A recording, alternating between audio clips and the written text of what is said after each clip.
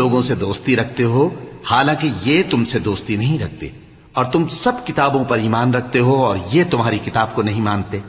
اور جب تم سے ملتے ہیں تو کہتے ہیں ہم ایمان لے آئے ہیں،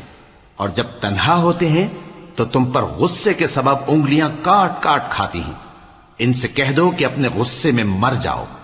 اللہ تمہارے دلوں کی باتوں سے خوب واقف ہے۔ اگر تمہیں آسودگی حاصل ہو تو ان کو بری لگتی ہے، اور اگر تمہیں رنج پہنچے تو خوش ہوتی ہیں،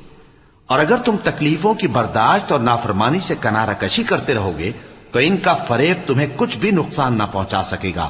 یہ جو کچھ کرتے ہیں اللہ اس کا احاطہ کیے ہوئے ہے۔